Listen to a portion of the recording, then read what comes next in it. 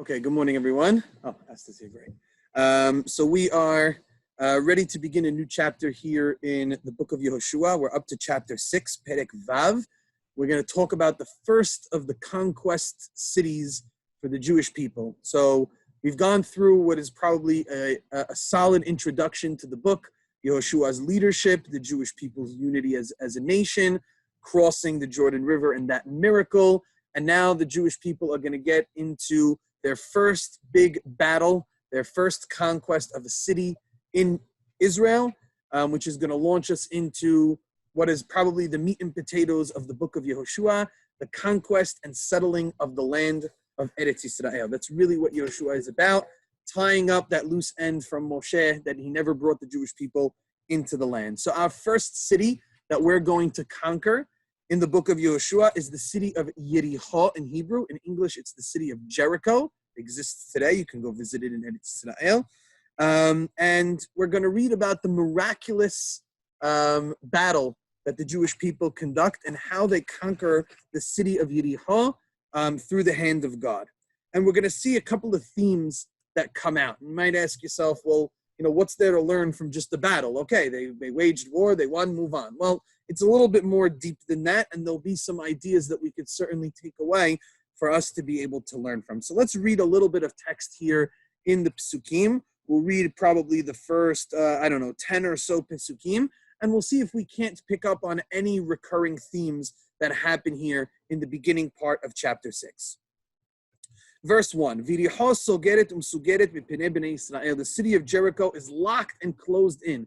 They're fortified. It's a fortress of solitude. You can't get in, you can't get out from in front of the Jewish people. En yotzeh ve'en ba. No one goes in, no one goes out. Sounds a little like Willy Wonka's chocolate factory, right? That's how we can think about the city of Yericho, right? No one goes in and no one goes out.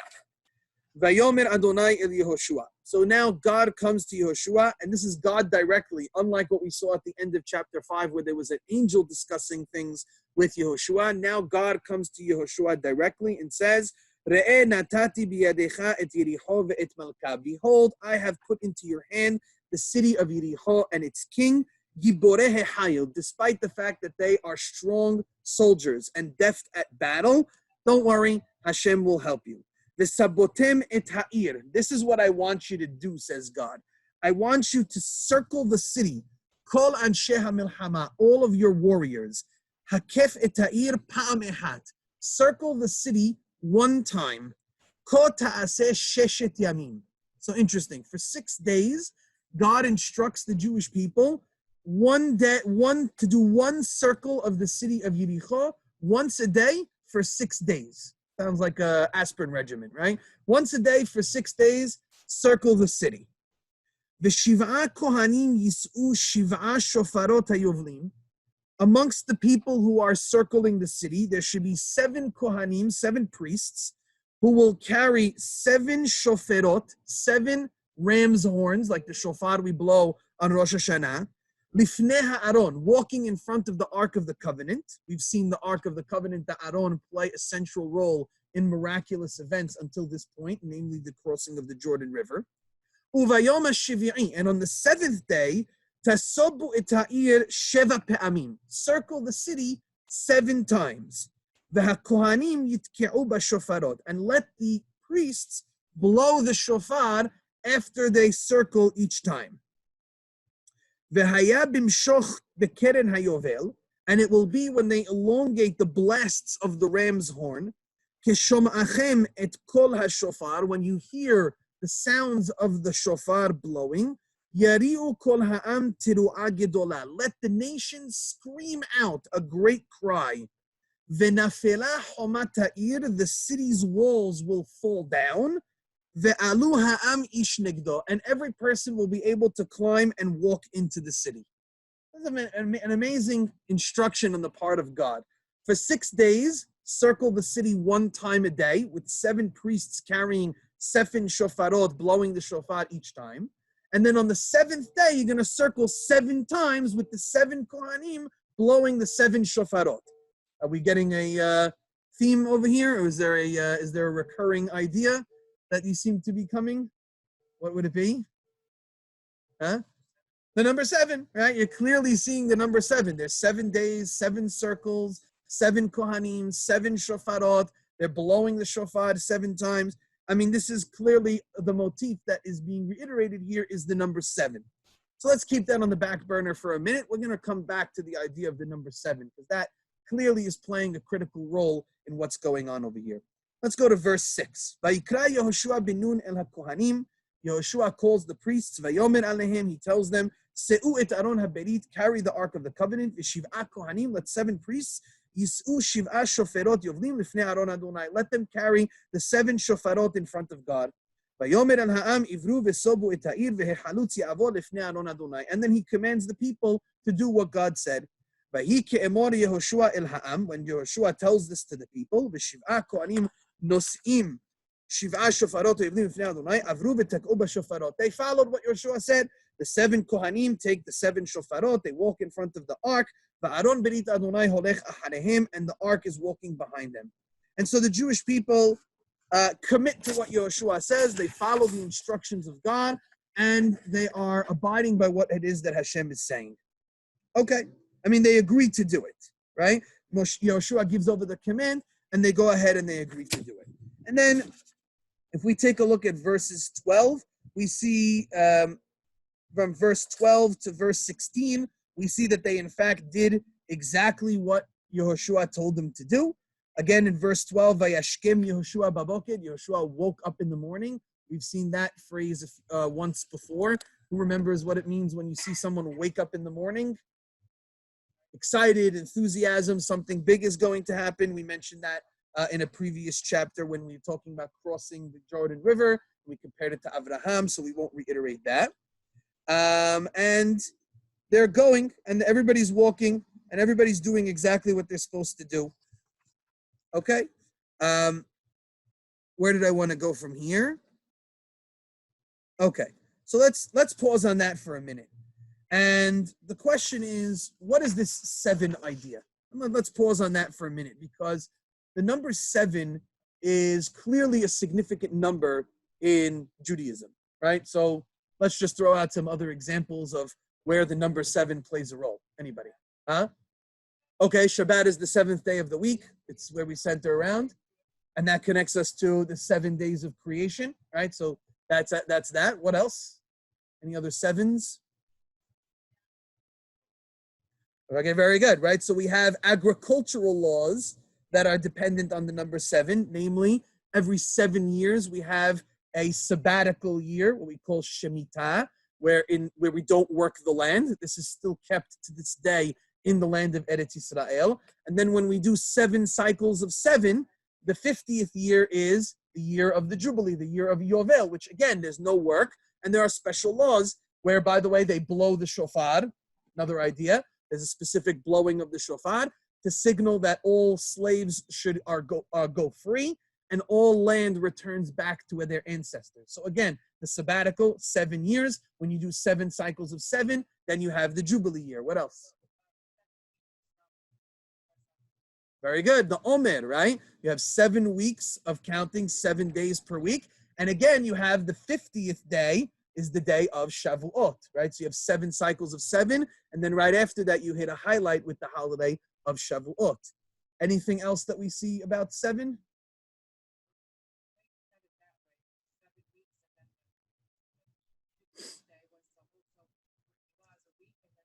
Okay, very good, right? So you see you wait 7 days, and then on the 8th day you perform a mitzvah. Excellent. There's an interesting law in the Torah that says that when an animal is born, you're not allowed to slaughter that animal as a sacrifice the first 7 days that it's alive. Only from the 8th day of its life and onward can you offer that animal as a sacrifice. So again, 7 days of waiting. It says, the Torah says, Shiv'at yamim tiyeh imimo. For 7 days, the baby animal gets to be with its mother. Ubayom hashemini, only on the 8th day, titenoli, can you offer it as a sacrifice to God. Any other 7s that we might be familiar with? About other holidays? Right? Pesach and Sukkot are both 7-day holidays, right? Which, take place throughout the year. So again, Shavuot, between Shavuot and Pesach, you have 7 weeks of 7. So even though Shavuot is not a 7-day holiday, it's connected, and Pesach and Sukkot are 7-day holidays. By the way, again, to your motif of 7 to 8, right? So Sukkot is a 7-day holiday, and what's the 8th day? Simchat Torah, Shemini Atzeret, right? It's a big day, a special holiday.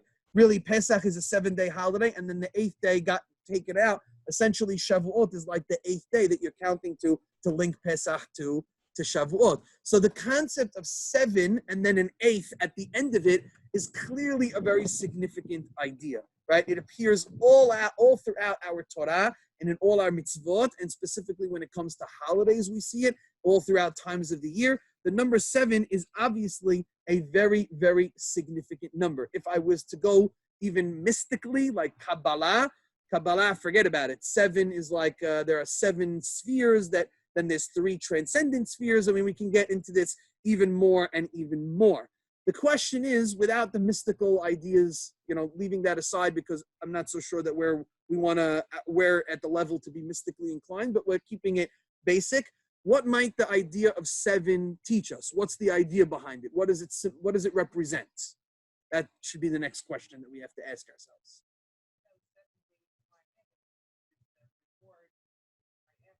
Okay, but what does putting in 7 do for me? What am I supposed to be internalizing when it comes to 7?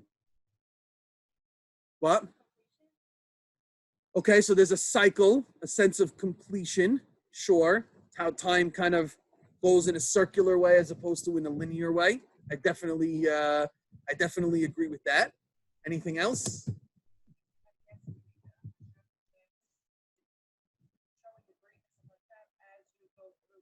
Okay, very good. We consecrate things to God in 7s.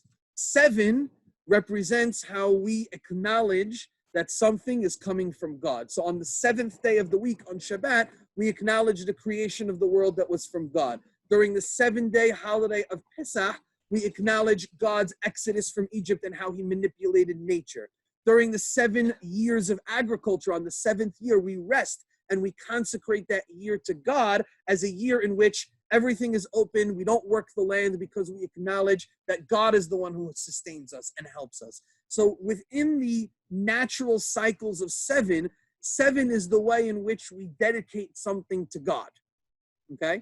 And so whenever we do things in cycles of 7, it highlights for us the idea that this 7 is something that is being given to us by God. And so it fits very beautifully with what we're talking about here in this chapter. Because the message of this chapter that God is sending to Yehoshua, we've said it a few times, but it's worth reiterating again.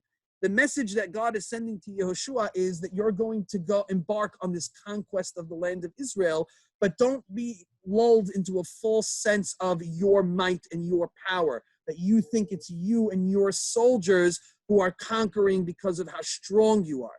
If anything, you're at a disadvantage. Look at this city of Jericho. It's fortified. It's strong. No one goes in. No one goes out. And so without my help, you won't be able to conquer it. And so God instructing the Jewish people to do this very interesting ritual of circling the city 7 days and 7 times with 7 shofarot. It's all there to acknowledge the pattern of 7, that this conquest is being done specifically by God, and that it's being dedicated to God and acknowledging that God is the one who's at the forefront of conquering this city in Eretz Yisrael. And that is so important to everything. That backdrop is so critical to understanding the rest of the book, especially what we're going to see in the second chapter, in the second half of this chapter. Because what should then happen should the Jewish people sin? They're going to lose that divine intervention. They're going to lose that divine assistance, which is basically the entire foundation upon which their conquest is built. And we're going to see that happens right away. As soon as they destroy Jericho and they have their first conquest, it goes to someone's head, they do something wrong, and right away the next battle, they suffer casualties and they lose. And it's because they did not internalize the message fully, or everyone did not internalize the message fully, that the conquest is being performed by God. And as a result, our adherence to Torah and to mitzvot and to the instructions of God is the critical factor in us being successful. Of course.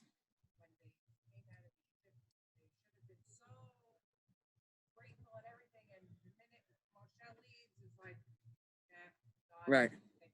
Right. It's human nature. This is the reason why it's such a recurring theme is because it can never be overemphasized. The idea that human beings by nature focus in on ourselves and we focus in on our power and on our own abilities, and we tend to block God out. It's man's primordial sin. Let's go all the way back to Adam and Eve in Gan Eden. What is their sin?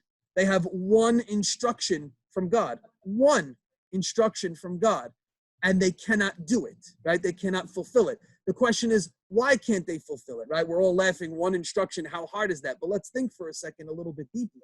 Why is it that they can't do it? What is the problem? And think about it this way. Why is it that God even outlaws that one tree? Just let them eat from all the trees, or don't even create the tree in the beginning. Just get rid of the tree altogether. What's the issue? Why are they not... what's going on over here? What is the sin of Adam Harishon?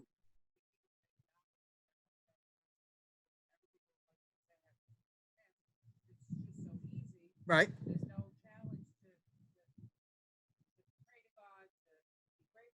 Right.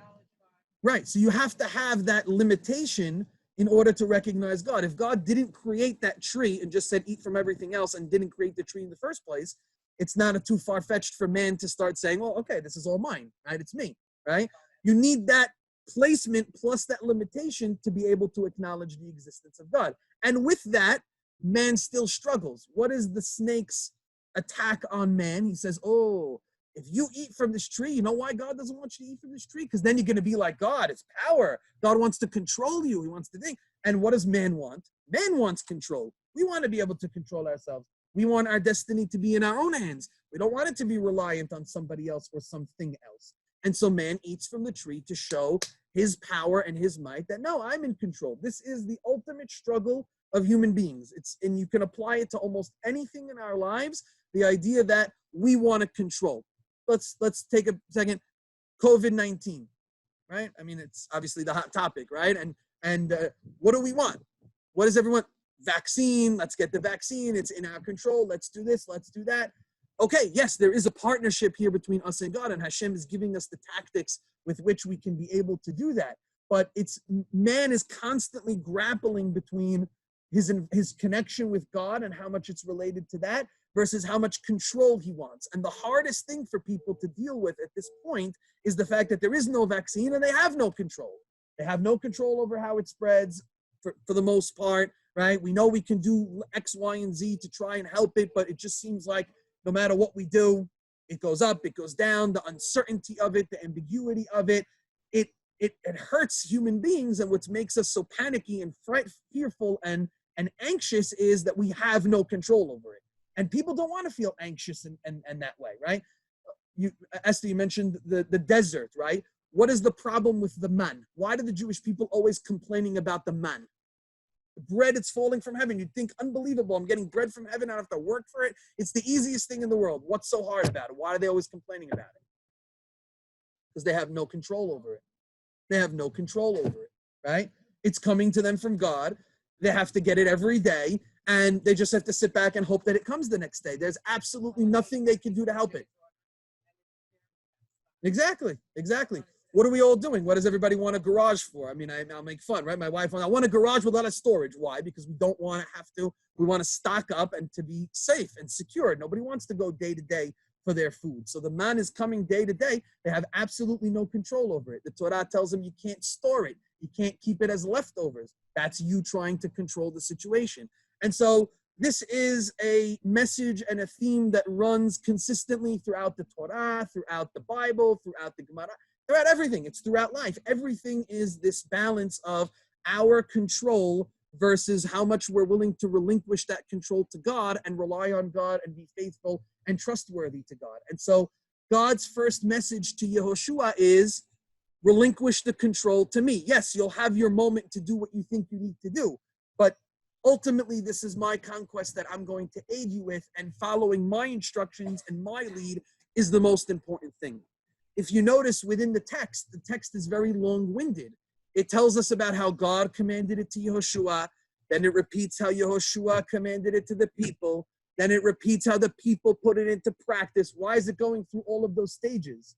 to show you the need, the necessity for the people to relinquish their control to God. It's constantly reiterating how as it gets passed down and transmitted, it becomes more and more difficult to relinquish that control. But it's something that as Jews we have to do in order to be successful, because we're not the strongest, we're not the most plentiful, but we have the ability because God is divinely assisting us.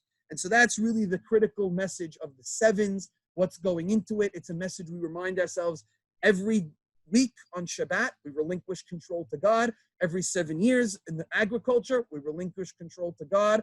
During our holidays, we recognize God's intervention and we relinquish control to God. And that helps us during the rest of the year to be able to have that balance in which we know, yes, I'm helping and I'm partnering, but ultimately the control is in God's hands. And that's really critical. Okay. Let us continue here with the second half of the chapter. And this is going to be an important segue into what we're going to do next week when it comes to chapter 7. So let's look at verse 17. Okay, I'm going to scroll down here on the computer. My apologies. Let's take a look at verse 17. Here we find Yehoshua gives an instruction to the Jewish people which was not given to him by God, at least not explicitly in the text. Let's see this interesting idea that Yehoshua commands. Verse 17. Yehoshua tells the people, the city of Jericho, after we conquer it, everything in it is going to be prescribed to God. It is cherem. Cherem means it's consecrated and separate to God. In other words, Yehoshua forbids the people to take anything from the spoils of war from the city of Jericho. They have to destroy the city, plummet it to the ground, raise it to the ground, and they have to leave it that way. They're not allowed to take anything. And we'll see this, it comes even further. Rak Rahav azonah tihyeh. They say only Rahav, remember her from chapter 2, the one who helped the spies, only she lives. He v'chol asher ita babayit, her and everything that is with her in her house. Ki hechbe'ata et malachim asher shalachnu, for she hid the messengers that we sent to her home. Verak atem shimru min ha'cherem, only you must be careful not to take from the spoils. Pen taharimu ulkachtem min ha'cherem, v'samtem et machanei Yisrael lecherem va'achartem oto. The word cherem obviously is repeating itself over and over again. The word cherem here means to consecrate something to God. It is separate. You're not allowed to use it. But then it's used in a second way, as sometimes cherem means to be destroyed. God says that which you destroyed, which you made cherem in Jericho, is cherem. It's consecrated to me. You can't take from it. And if you take from it, your cities are going to become cherem. You're going to be destroyed as a result of that, right? So Yehoshua, I should say over here, is warning the people. If you want calamity to befall us, take from the spoils of war. If you don't, then avoid everything. You have to avoid that temptation. Verse 19. All of the silver and gold and bronze and iron is sanctified to God. Otsar Adonai Yavo. They must come to the treasury of God. Now, I want to pause on that for a minute. We do not see in the text that God told this to Yehoshua. God never said to Yehoshua, make sure the people don't take from the spoils of war. Yehoshua tells the people this is the idea from the 3 Pesukim. So firstly, the commentaries debate, was this in fact from God, or was this something that Yehoshua came up with on his own? There's a debate amongst the commentaries. Some commentaries say, not everything does it need to say explicitly that God told Yehoshua and Yehoshua told the people. If Yehoshua said it and decreed it, it must be that it came from God. That's one approach. Others say, no, I don't agree. Yehoshua developed this rule on his own. He came up with an idea on his own. And hence, if you scroll down to verse 26, look at verse 26 towards the end. It says, Vayashba Yehoshua ba'etahi lemor. Yehoshua made the people swear. He pronounced an oath. Arur ha'ish, cursed is the man. Lifnei Adonai, from in front of God. Asher yakum, who will get up, ubana et ha'ir hazot et Yericho, and will rebuild the city of Jericho. Bibchoro yiyasedenna. He will, if he decides to do so, when he lays the foundation, he'll lose his oldest child. Ubitz'iro yatziv delateha. And if he continues, he will put up the doors of the city as he loses his youngest child. In other words, Yehoshua brings a curse upon anybody who seeks to rebuild the city of Jericho for his own personal gain, and the punishment will be that his children will die. It's a very severe idea. But notice how it's Yehoshua who executes this oath. It doesn't say that God made them swear or that God pronounced the swear. It was Yehoshua who pronounced the swear. And so many commentaries look at the Psukim and say, no, this was not from God. This was from Yehoshua. But Yehoshua felt so much conviction about this idea of not taking a single thing from the spoils of war of Jericho and not rebuilding the city in the least bit, that everything is herem, herem, herem. He keeps repeating that word all the time. Consecrated, destroyed, don't take from it. Yehoshua felt so convicted, such conviction about that he made it himself. And God says, okay, I'll give you the stamp of approval. Because what Yehoshua is asking here is basically for a miracle. He basically says, whoever rebuilds the city, God is going to wipe out his kids. Now, God didn't say that. God never said that. So how does Yehoshua know God will respond to that? The answer is that sometimes prophets have such conviction in something, such an idea is so logical and clear to them that they can actually say something and God will respond to them. God will adhere to what it is that they say and will follow suit with what it is that they want to do. I'll give you another example of where the rabbis debate this similar idea. About a month ago, we read Parashat Korach, right? So for those who know Parashat Korach, what happens? Moshe says, if I am right, then the earth will open up and swallow Korach. God never said that. God never says I would do that. How does Moshe have the right to, so to speak, challenge God? He basically puts the onus on God and says, God, you need to do this for me. And we have many examples like this of prophets who basically put a challenge to God. And they say, if I'm right, if what I'm saying is true, God will do this. And God follows suit with them. And the answer, I think, is that the prophet has such power and such clarity and understands the desire and the will of God to the extent that he has the power to be able to do this. He can actually make a statement and God will follow suit with it.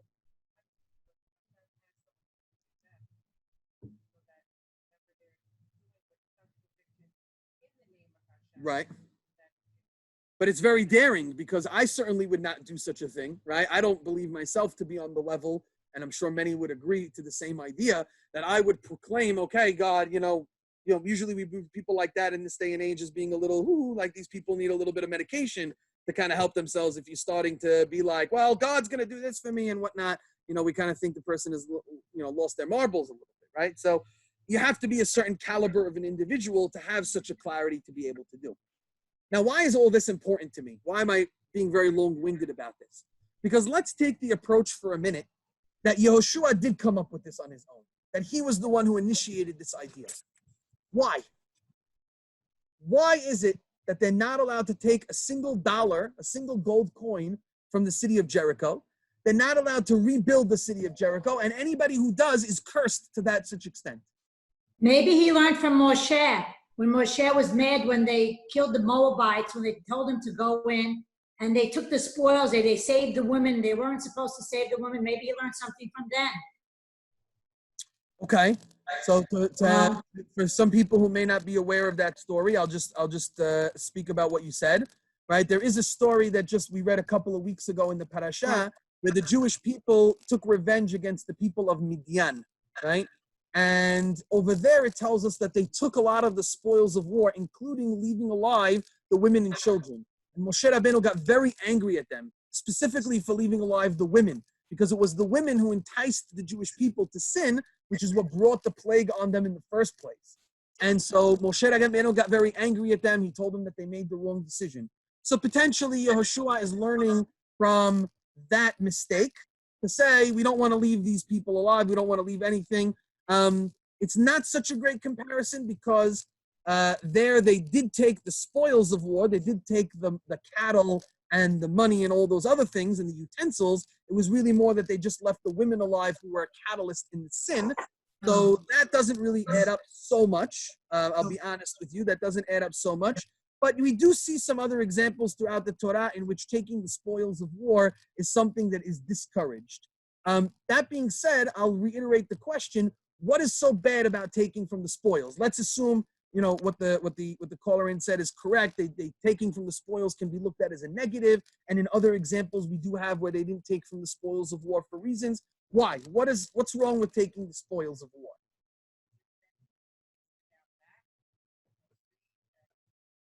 Exactly. I think that's exactly the point.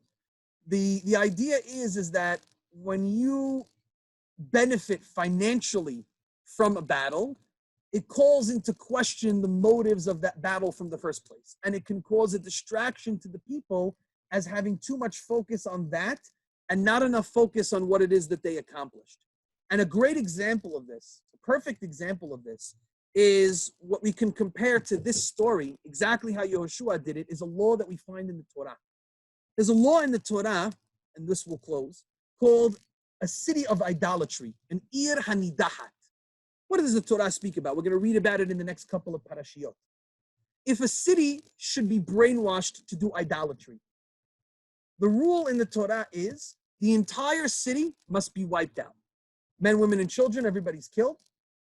All of the spoils, all of the money is taken and put into the center of the city and burned. And nobody benefits a single iota from what it is that they destroyed. Now, why? And there I think it's pretty obvious. A, we're talking about inciting violence against another Jewish city. And so that's a very painful experience. That's not something that we want to do. We're destroying another group of our own brethren who have strayed off of the path of the Torah to the extent that death is warranted upon them.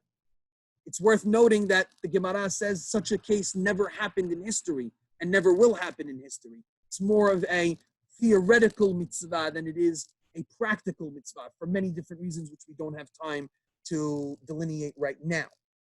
But the idea is very pertinent, which is that when you're doing something for an idealistic reason, such as destroying a city of idolatry because it's something that's antithetical to your belief system and brings corruption and immorality to the world, that is not something you should benefit from financially. If you start to benefit from that in a personal level, it calls into question your idolatry, your ideology, I should say, right? And this is a very difficult thing, right? Basically, what I'm saying here is a very, in some people's minds, an extreme idea. That if you benefit from something personally, it calls into question your motives. The Rambam would say, that's why people are not supposed to learn Torah for money. You should not learn Torah as a profession for money. Why? It calls into question your purity of motives in the act that you're doing. You're studying Torah and you're benefiting from it financially, which means you treat it as a business, as something for personal gain, rather than something that is ideologically true. Now, this class is not dedicated to, so how do people learn for money and teachers teach for money? That is a course in and of itself, right? But, and there's ways of justifying it, and we would have to go into the halachic works to really get to the nitty-gritty of why it's allowed and how it's allowed and all the different parameters. That's not what I want to do right now. But at its core, you understand why the rabbis were cautious or fearful of people learning Torah for financial gain, because it calls into question your ideology. Same here. If a person is doing a conquest, a battle, is waging war or inciting violence against something, and it's benefiting him in his pocketbook, now it calls into question why it is that you're doing that violence, why it is that you're acting in that way. Are you really being ideological, or are you doing it just for your own gain? So in this context, now that we take that and we put it here, Yehoshua is trying to teach the people, and he's making a very big, important point about it, that our conquest is in the hands of God. The sevens and everything that we talked about in the beginning chapter, it's a conquest that is for the sake of God. It's not for the sake of us. It's not for our own pocketbooks for us to benefit from financially. It's for the sake of God. It's to be able to inhabit this land, to have a place where we as a nation can put into practice the mission and destiny of what God wants from us. That is our purpose in conquering and settling the land of Eretz Israel. It's going to be our homeland where we can use as our central base to set up a society under the laws of God and teach the rest of the world how to act morally and ethically when we set up such a society. Not because we want to have financial gain. And so in the very first battle, Yehoshua says, you're not allowed to take $1. You're not allowed to take a coin. You're not allowed to rebuild the city. This city plowed to the ground will be a reminder for all of us throughout our generations that when we conquered the land of Israel, we did it for God and we didn't do it for us. And the minute we take from our pockets, put into our pockets, now your ideology is called into question. And we don't have time for that because we are on an ideological mission. Go ahead.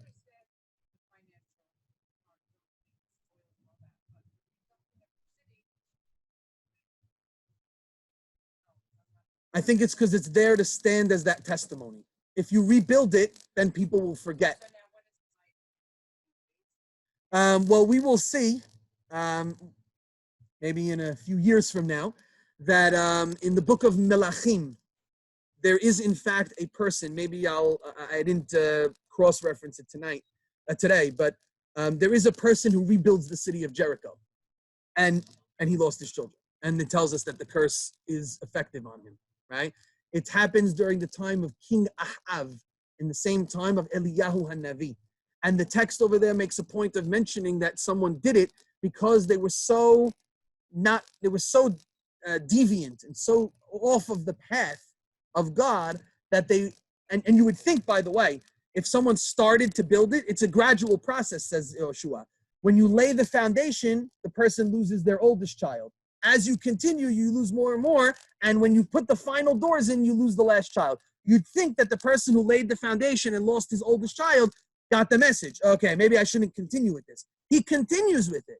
In other words, he almost doesn't care to lose his own family just to prove that he's going to do something that we're going to detach ourselves from what Yehoshua did. Yes, does remain standing. Yes. We have today archaeological, they've excavated many parts of Jericho and they found a lot of archaeological evidence. It's interesting there, and in one of the books that I have at home by Rabbi Michael Hatton, he talks about the archaeological findings because they excavated the cities of Jericho and they found that based on the way they assessed it, it didn't seem like the walls fell the way the text of the Torah, the Navi, actually portrays it. The way it sounds when you read the text is the walls literally sunk into the ground and people just walked right in. That's what people tend to read from this, right? And so when they excavated it and they saw the archaeological evidence, it doesn't seem to support such a reading. But if you take a better look at what we're going to see, which I don't know that we're going to have time to do it right now, if you pay close attention to the text, it actually never says that all of the walls fell and sunk in. Namely because whose house remained standing? Rachav. And what do we know about Rachav's house from the second chapter? It was built into the wall, which means that her house didn't fall, which means that that part of the wall didn't fall. So it's possible to say that when the Navi portrays the walls as falling in, it doesn't mean they literally sunk into the ground. It means they fell in some kind of a way where the Jews were easily able to access the city, but maybe not to what the imagination would seem to suggest when you go ahead and read it, because clearly parts of the wall ended up remaining, as in the case of Rachav's house herself.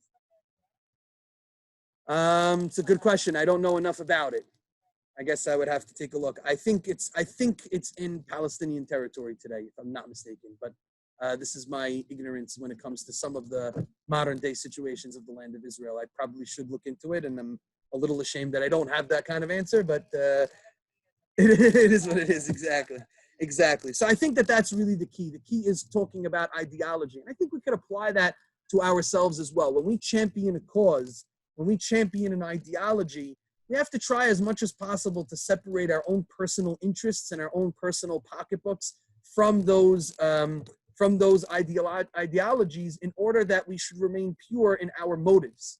And it could apply in so many different areas. I gave you the example of Torah, but it could apply to the organizations that we champion, the schools that we champion, and different things like that. So always when you're an advocate or an activist for a particular cause, you have to ask yourself, is this cause Am I purely in it for that, or is there some ulterior motive that I need to be mindful of? And you could just take a look at what's going on in the country, right? I mean, I think that there are a lot of activists in the social justice and racial justice department who, yes, are trying to gain equality, but unfortunately, there are a lot of other people who are piggybacking on those ideals and perverting it and using it for their own personal gain to manipulate the system for other reasons. And when people recognize that, it calls into question even the people who are pure in their motives. And so that's why it's very important to always try to remain clean from those ulterior motives. Because once people start to see you have an ulterior motive, even the people who are pure, it calls into question the whole ideology as a whole. So I think that's very important. What we will find, I think that concludes our discussion over here for chapter 6. The city, in fact, falls, and the Jewish people conquer the city. You could see it in verse 24, right? They in fact conquer the city. They set it aflame. They take the kesef and the zahav. They take the silver and gold and bronze and iron, and they put it aside in a storage unit for God. They fulfill their promise. I think this also should not go unmentioned. They fulfill their promise to Rahav, and they leave her and her family alone, as we said. And it says even, Vateshev bekerev Israel ad hayom hazeh. It seems as though Rahav and her family actually joined the cause of the Jewish people and perhaps even converted to Jews and continue to champion the cause of the Jewish people when they see it. We talked about the swear. What we're going to see now, why it's so important to focus in on this, is as we get to chapter 7 next week, we're going to see that one individual does not fit Yehoshua's decree. He takes from the spoils for himself, and that leads to tragic events for the Jewish people in their second battle in the conquest of Eretz Yisrael. So to summarize, we talked a little bit about the 7 motif and consecrating things to God and all of those different areas and how we balance our control with relinquishing control to God. And secondly, we talked about pure motives when championing a cause, being ideological beings and not having our own personal interests and gains block us and get in the way of doing what we need to do on an ideological level. Any questions or comments before we close today's class? Okay, very good. Baruch Adonai Le'olam. Amen ve'amen. Thank you.